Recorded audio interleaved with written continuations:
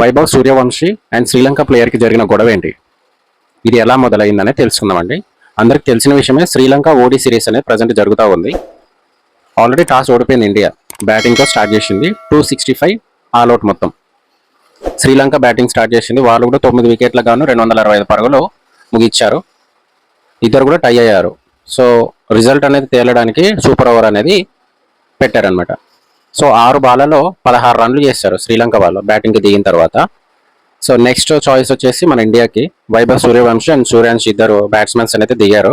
వాళ్ళు కూడా 6 బాళ్లలో 17 రన్లు తీయాలి. కానీ ఫస్ట్ 4 బాళ్ళకి 5 రన్సే తీశారు. లాస్ట్ 2 బాల్స్లో 2 సిక్స్లు కొడితే మ్యాచ్ విన్ అవుతుంది. కానీ వైభవ్ సూర్యవంశీ ఒక 4తో ఆపేశాడు. ఇంకా నెక్స్ట్ వచ్చేసి ఒక రన్ కూడా వెళ్ళలేదు నాకు తెలిసి. మొత్తానికి అయితే ఇండియా ఓడిపోయిందండి. సో శ్రీలంక వాళ్ళు విక్టరీ ఇంకా గెలిచినప్పుడు ఎలా ఉంటుంది, సెలబ్రేషన్ చేస్తారు కదా. సో సెలబ్రేషన్ చేస్తారు, బట్ వాళ్ళు చేసిన సెలబ్రేషన్స్ కూడా కొంచెం మన ఇండియా టీంని రెచ్చగొట్టేటట్టు చాలా ఎటకారంగా ప్లస్ ఓవర్గా అనిపించింది సెలబ్రేషన్స్. అక్కడికైనా వాళ్ళు ఏం అనలేదు. ఇంకా ఇద్దరు బ్యాట్స్మెన్స్ కూడా గ్రౌండ్ వదిలి వెళ్ళేటప్పుడు ఆల్రెడీ వాళ్ళు చిరాకులో ఉన్నారు, బాధలో ఉన్నారు, ఇండియా ఓడిపోయిందని బాధలో ఉన్నారు. అలాంటి టైంలో వాళ్ళు ఏదో కమెంట్ చేసినట్టున్నారు అబ్యూజింగ్గా.